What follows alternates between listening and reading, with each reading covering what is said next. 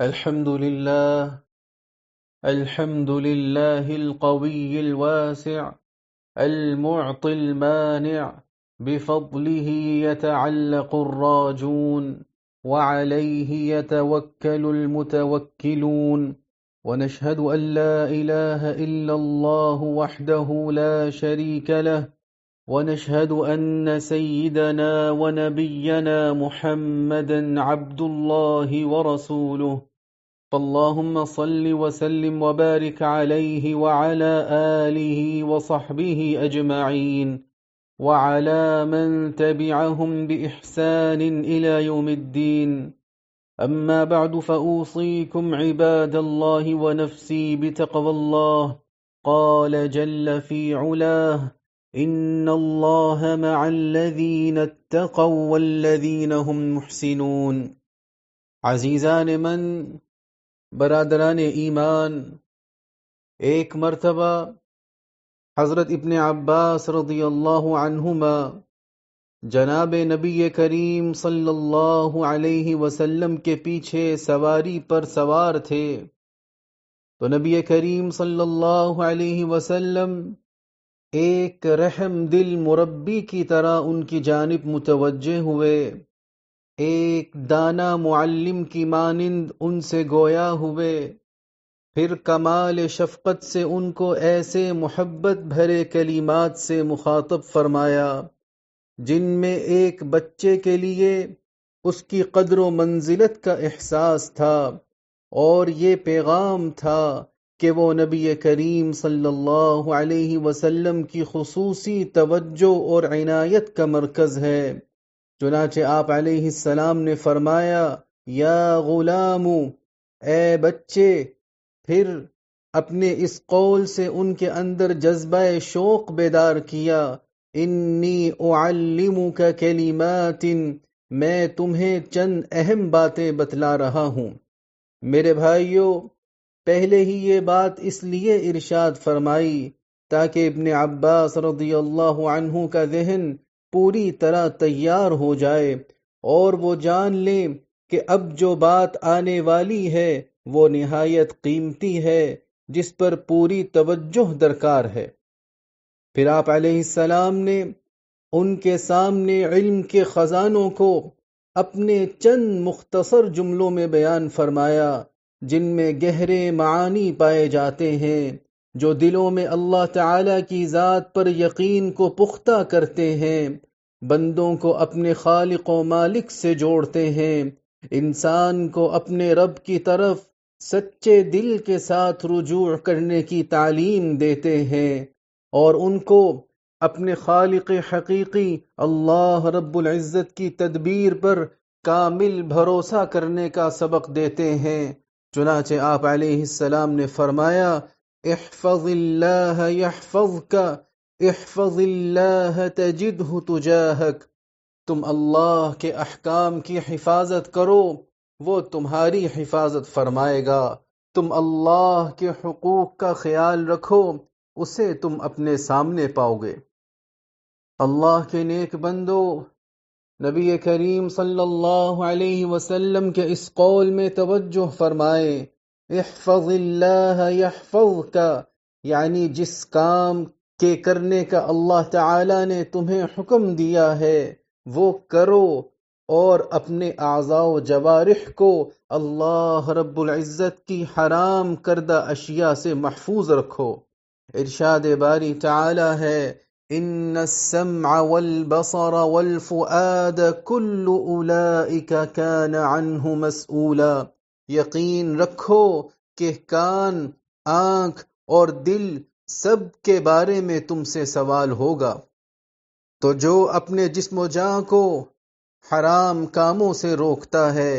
برائیوں سے بچاتا ہے، اللہ تعالیٰ اس کی لغزشوں کو معاف فرما دیتا ہے۔ لہذا میرے بھائیوں،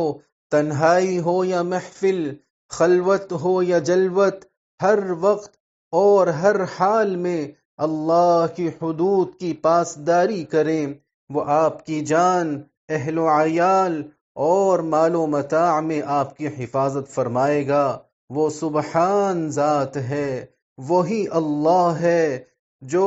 خیر حافظا وهو ارحم الراحمین، سب سے بڑھ کر نگہبان ہے اور وہ سب سے بڑھ کر رحم فرمانے والا ہے۔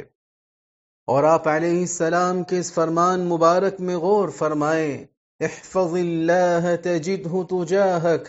اللہ کے حقوق کی حفاظت کرو، تم اسے اپنے سامنے پاؤ گے۔ یعنی اللہ سبحانہ و تعالی اپنی ہدایت و رہنمائی سے آپ کو تقویت عطا فرمائے گا، آپ کو اپنے لطف و کرم کے سائے میں رکھے گا اور اپنی توفیق و تائید سے آپ کی مدد فرمائے گا۔ اسی کا فرمان عالی شان ہے، وَأَنَّ اللَّهَ مَعَ الْمُؤْمِنِينَ، اور یاد رکھو کہ اللہ مومنوں کے ساتھ ہے۔ اللہ کے نیک بندو، اس کے بعد آپ علیہ السلام نے چند جامع کلمات میں نہایت عمدہ اور بلیغ یہ نصیحت ارشاد فرمائی، اذا سألت فاسأل اللہ، جب تم کوئی چیز مانگو تو صرف اللہ ہی سے مانگو، یعنی اپنی حاجت روائی کے لیے اسی کے در کے سوالی بنو، اس کے علاوہ کسی کو مت پکارو، کیونکہ دعا ایک عبادت ہے جو صرف اللہ رب العزت کے لیے ہے، اور اسی کا فرمان ہے امر اللہ تعبدوا الا ایاہ، اسی نے یہ حکم دیا ہے کہ اس کے سوا کسی کی عبادت نہ کرو۔ لہذا میرے بھائیوں، رب تعالی کے دین پر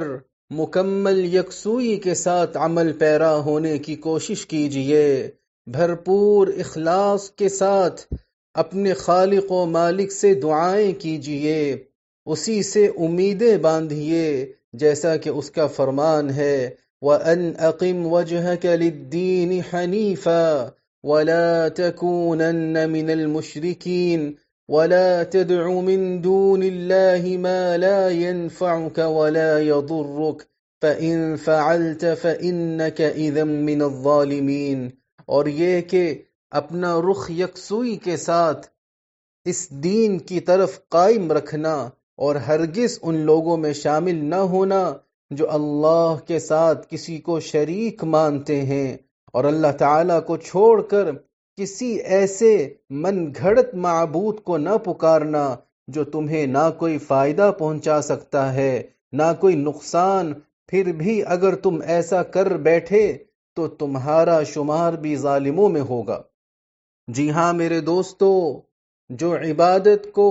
اس کے اصل مقام سے ہٹا کر کسی اور کے ساتھ خاص کرتا ہے، وہ اپنے ساتھ بہت ظلم کرتا ہے۔ بھلا کیسے ممکن ہے کہ اللہ کے سوا کسی اور کا قصد کیا جائے، کیسے اس کے علاوہ کسی اور سے مانگا جائے، جبکہ اللہ رب العزت کے خزانے بھرے پڑے ہیں اور اس کا فضل بے شمار ہے۔ ایک اللہ والے کا قول ہے، اے اللہ، مجھے اس شخص پر تعجب ہے جو تجھے جانے مگر پھر بھی تیرے غیر سے سوال کرے، اور مجھے حیرت ہے اس شخص پر جو تیری معرفت رکھے پھر بھی تیرے غیر سے مدد مانگے۔ تو اللہ کے نیک بندو، اپنے رب کی طرف رجوع کیجئے، اس کے سامنے عجز و انکساری کا اظہار کیجئے، اور اپنی دعاؤں کی قبولیت کے لیے جلد بازی نہ کیجئے، کیونکہ قبولیت کی تاخیر میں بھی اللہ کی مصلحت پوشیدہ ہے۔ نبی کریم صاحب خلق عظیم صلی اللہ علیہ وسلم کا ارشاد ہے،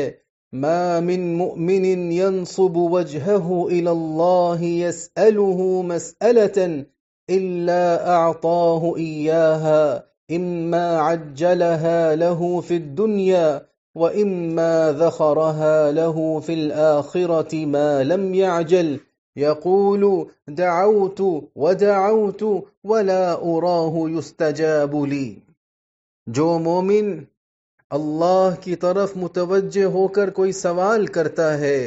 تو اللہ تعالیٰ اسے عطا فرما دیتا ہے، یا تو دنیا ہی میں سوال کے مطابق عطا فرماتا ہے یا آخرت میں اس کے لیے ذخیرہ کر دیتا ہے، جب تک بندہ جلد بازی نہ کرے۔ اور یہ نہ کہے کہ میں نے دعا کی پھر دعا کی لیکن دعا قبول ہوتی دکھائی نہیں دیتی۔ اسی طرح رب تعالی کے حضور دعا کی قبولیت کا تجربہ کرنے یا آزمانے کے انداز میں پیش نہ ہوں، بلکہ مکمل یقین اور نیک فالی کے جذبات کے ساتھ دعا مانگیں، اور اس سے دعا مانگتے وقت جائز وسیلہ اختیار کریں۔ چنانچہ اللہ رب العزت کی صفات عالیہ اور اس کے اسماء حسنہ کے توسل سے دعائیں مانگیے۔ ارشاد رب قدیر ہے وَلِلَّهِ الْأَسْمَاءُ الْحُسْنَى فَادْعُوهُ بِهَا وَذَرُوا الَّذِينَ يُلْحِدُونَ فِي أَسْمَائِهِ، اور اسماء حسنہ اچھے اچھے نام اللہ ہی کے ہیں، لہذا اس کو انہی ناموں سے پکارو، اور ان لوگوں کو چھوڑ دو جو اس کے ناموں میں ٹیڑھا رستہ اختیار کرتے ہیں، اور اسی ذات وحدہ لا شریک سے مدد مانگیے۔ کیا آپ نے نبی کریم صلی اللہ علیہ وسلم کا یہ فرمان مبارک نہیں سنا؟ وَإِذَا اسْتَعَنْتَ فَاسْتَعِنْ بِاللَّهِ، اور جب مدد مانگو تو صرف اللہ ہی سے مدد مانگو۔ اور بھلا کیوں نہیں ہم تو نماز کی ہر رکعت میں یہ کہتے ہوئے رب تعالی سے مدد مانگتے ہیں ایاک نعبد و ایاک نستعین، ہم تیری ہی عبادت کرتے ہیں اور تجھ ہی سے مدد چاہتے ہیں۔ کسی شاعر نے کیا خوب کہا ہے فَيَا رَبِّ أَنْتَ اللَّهُ حَسْبِي وَعُدَّتِي عَلَيْكَ اعْتِمَادِي ضَارِعًا مُتَوَكِّلًا، اے میرے رب تو ہی اللہ ہے، تو ہی میرا کارساز ہے، تو ہی میرا سہارا ہے، میں عجز و ندامت لیے تجھ پر ہی توکل کرتا ہوں، تجھ ہی پر اعتماد کرتا ہوں۔ یا ایہا الذین آمنوا اطیعوا اللہ واطیعوا الرسول واولی الامر منکم، اقول قولی هذا واستغفر اللہ لی ولکم فاستغفروه۔ الحمد للہ وحدہ والصلاة والسلام على من لا نبی بعدہ، اما بعد۔ عزیزان گرامی، میرے مومن بھائیو، اس حدیث مبارکہ میں آپ علیہ الصلاۃ نے ہمیں بچوں کے ساتھ پیار محبت اور حکمت و بصیرت کے ساتھ بات کرنے کی تعلیم دی ہے، اور ان کے ساتھ نرمی اور شفقت سے گفتگو کرنے کا درس دیا ہے، تاکہ ان کے دلوں کو یقین و اطمینان حاصل ہو اور ان کا رب العالمین کی ذات پر اعتماد اور بھروسہ پختہ ہو۔ چنانچہ غور فرمائیں کہ آپ علیہ السلام نے ابن عباس رضی اللہ عنہ جو اس وقت 9 عمر لڑکے تھے کو کیسے رب تعالی کے ساتھ تعلق و قربت کی حقیقت سمجھائی، ان کو فقط ذات باری تعالی پر توکل و اعتماد کرنا سکھایا، ان کو اس تعلق اور اعتماد کی بنیاد بتائی، اور پھر اس کے خوش آئند نتائج سے آگاہ فرمایا۔ چنانچہ آپ علیہ السلام نے ابن عباس رضی اللہ عنہ کو کی جانے والی وصیتوں میں یہ بھی فرمایا وَاعْلَمْ أَنَّ الْأُمَّةَ لَوْ اجْتَمَعَتْ عَلَىٰ أَن يَنْفَعُوكَ بِشَيْءٍ لَمْ يَنْفَعُوكَ إِلَّا بِشَيْءٍ قَدْ كَتَبَهُ اللَّهُ لَكَ وَلَوْ اجْتَمَعُوا عَلَىٰ أَن يَضُرُّوكَ بِشَيْءٍ لَمْ يَضُرُّوكَ إِلَّا بِشَيْءٍ قَدْ كَتَبَهُ اللَّهُ عَلَيْكَ، اور یہ بات جان لو کہ اگر ساری امت بھی جمع ہو کر تمہیں کچھ نفع پہنچانا چاہے تو وہ تمہیں اس سے زیادہ کچھ بھی نفع نہیں پہنچا سکتی جو اللہ نے تمہارے لیے لکھ دیا ہے، اور اگر وہ تمہیں کچھ نقصان پہنچانے کے لیے جمع ہو جائے تو اس سے زیادہ کچھ نقصان نہیں پہنچا سکتی جو اللہ نے تمہارے لیے لکھ دیا ہے۔ میرے بھائیو، یہی اللہ تعالی کی ذات پر یقین کا اصل مطلب ہے کہ اللہ کے سوا نفع نقصان کا مالک کوئی نہیں، کسی کو نوازنا یا محروم کرنا اسی کے قبضہ اختیار میں ہے۔ چنانچہ ایک مسلمان کا عقیدہ یہ ہوتا ہے کہ ساری مخلوقات مل کر بھی مجھے کوئی ایسا فائدہ پہنچانا چاہے جو اللہ رب العزت نے مقدر نہیں کیا، تو وہ سب مل کر بھی رتی بھر مجھے فائدہ نہیں پہنچا سکتے، اور اگر ساری کائنات مل کر بھی مجھے کسی ایسے نقصان سے دوچار کرنا چاہے جو اللہ رب العزت نے مقدر نہیں کیا، تو وہ سب مل کر بھی رائی بھر مجھے نقصان نہیں پہنچا سکتے۔ اللہ تعالیٰ کے اس قول میں غور فرمائیں، وَإِن يَمْسَسْكَ اللَّهُ بِضُرٍّ فَلَا كَاشِفَ لَهُ إِلَّا هُوَ وَإِن يَمْسَسْكَ بِخَيْرٍ فَهُوَ عَلَى كُلِّ شَيْءٍ قَدِيرٌ۔ اگر اللہ تمہیں کوئی تکلیف پہنچائے تو خود اس کے سوا اسے دور کرنے والا کوئی نہیں، اور اگر وہ تمہیں کوئی بھلائی پہنچائے تو وہ ہر چیز پر قدرت رکھتا ہی ہے۔ اور اللہ تعالیٰ کے اس قول میں فکر و تدبر فرمائیں، أَلَيْسَ اللَّهُ بِكَافٍ عَبْدَهُ وَيُخَوِّفُونَكَ بِالَّذِينَ مِن دُونِهِ۔ کیا اللہ اپنے بندے کے لیے کافی نہیں ہے اور یہ لوگ تمہیں اس کے سوا دوسروں سے ڈراتے ہیں؟ چنانچہ اللہ کی تقدیر اس کی مرضی کے مطابق جاری ہو چکی، اس کی مشیت کو کوئی بدلنے والا نہیں، اس کے حکم کو کوئی ٹالنے والا نہیں، اور اس کی قضا کو کوئی پیچھے ہٹانے والا نہیں۔ آپ صلی اللہ علیہ وسلم نے ابن عباس رضی اللہ عنہما کو اپنی وصیت کے آخر میں فرمایا، رفعت الاقلام وجفت الصحف، قلم اٹھا لیے گئے اور تقدیر کے صحیفے خشک ہو گئے ہیں۔ تو پاک ہے وہ کریم ذات جس کے قبضہ قدرت میں ہر چیز ہے، ارشاد رب قدیر ہے، وَإِلَيْهِ يُرْجَعُ الْأَمْرُ كُلُّهُ فَاعْبُدْهُ وَتَوَكَّلْ عَلَيْهِ، اور اسی کی طرف سارے معاملات لوٹائے جائیں گے، لہذا اس کی عبادت کرو اور اس پر بھروسہ رکھو۔ تو میرے بھائیو، وہی ساری مخلوقات کا خالق ہے، وہی ان کے امور کی تدبیر کرنے والا ہے، تو جس کا دل رب تعالی کی تقدیر پر راضی ہو جائے، اپنے مولائے کریم اللہ جل شانہ کی ذات پر یقین مستحکم ہو جائے، اس کا دل چین و سکون سے بھر جاتا ہے، اس کا سینہ کھل جاتا ہے، اس کے لیے خوف و خطرات سے نمٹنا آسان ہو جاتا ہے، بڑی سے بڑی رکاوٹیں اس کے سامنے نرم پڑ جاتی ہیں، اور اس کی نظر میں چیلنجز بے وقعت ہو جاتے ہیں۔ هذا وصل اللهم وسلم وبارك على سيدنا ونبينا محمد وعلى آله وصحبه والتابعين، وارض اللهم عن أبي بكر وعمر وعثمان وعلي وعن سائر الصحابة الأكرمين، اللهم اجعلنا بك مؤمنين ولك عابدين، وفي كرمك واثقين،